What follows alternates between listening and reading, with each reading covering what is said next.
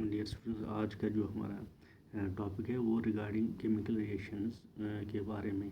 تو چیپٹر اس میں ہے ہمارا کیمیکل ریئیکشن اینڈ ایکویشنز. تو سب سے پہلے ہم اس میں کیمیکل ریئیکشنز کیا ہوتا ہے اس کو ہم دیکھیں گے. اگر ہم کیمیکل ریئیکشنز کی بات کریں گے تو سمپلی ہم کہیں گے کیمیکل ریئیکشنز کیا ہوتی ہیں. دیز آر دا چینجز اور دیٹ مینس کیمیکل ریئیکشنز اور کیمیکل دس چینجز جس میں کیا ہوتا ہے کہ جب ہم ایک یا ایک سے زیادہ سبسٹانس کمبائن ہو کے دوسری نیو سبسٹانس کو پروڈیوس کرتی ہے، فارم ہو جاتا ہے. اور ساتھ ہی ساتھ اس میں جو دیکھا گیا ہے کہ جو ہمارے پاس بیسک کانسٹنٹ ہوتا ہے یہاں ایٹم ہوتا ہے. تو یہاں پر جو ایٹمز جب دو ڈفرینٹ طرح کے سبسٹنس آپس میں کمبائن ہوتے ہیں سو there is re arrangement of its.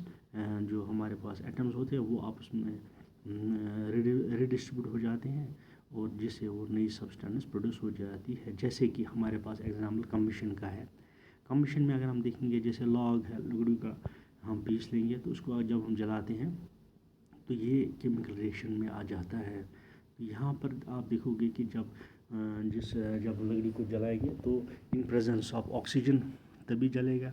تو ساتھ ہی ساتھ کیا ہوگا، ہیٹ پروڈیوس ہوگی اور carbon dye oxide and water Vipers بھی پروڈیوس ہوں گے الانگ ود ایش جو اس میں پروڈیوس ہو جائے گا.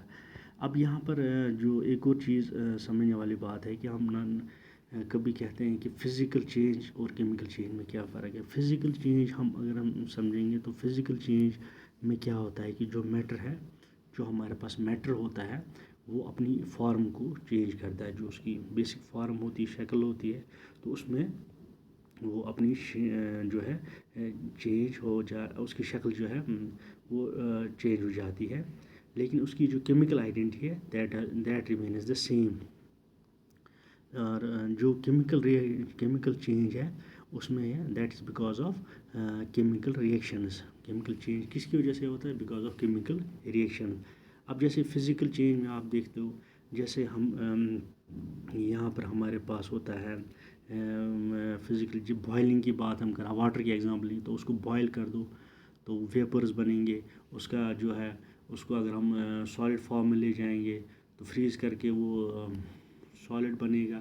تو اسی طرح سے یہاں ہم میلٹ کر کے تو اس آئس کو اگر میلٹ کریں گے تو واٹر میں چلا جائے.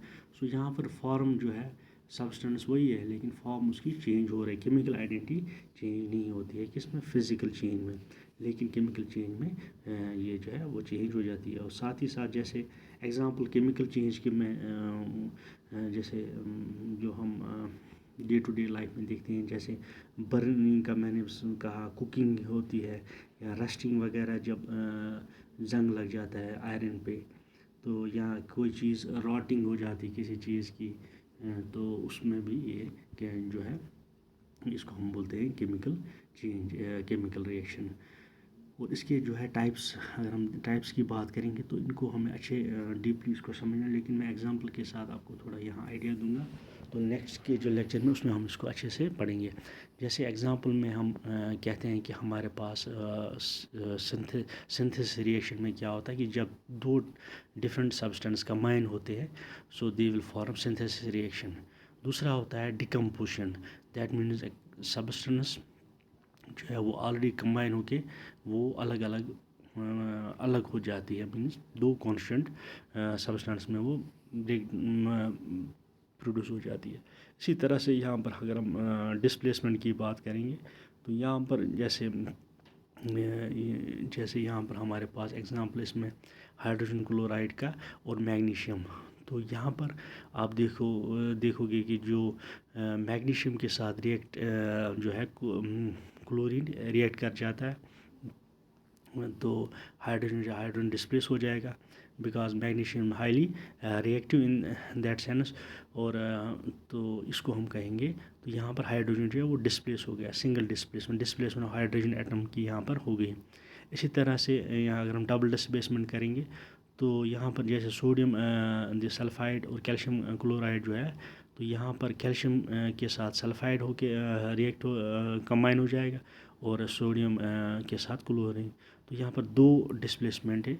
That means a combines with this calcium کے ساتھ سلفائڈ آ گیا اور یہاں سوڈیم کے ساتھ کلورائڈ آیا. So there is a double displacement of these constant atoms یا مالیکولس کی اگر ہم بات کریں گے. تو کمبشن میں تو سب سے پہلے جیسے اس میں ہم نے پہلے ہی کہا کہ جو کاربن وغیرہ جس کو آکسیجن کے ساتھ جب کمبائن ہو کے carbon dioxide water produce کرے گا, so that will give us the concept of combustion reaction.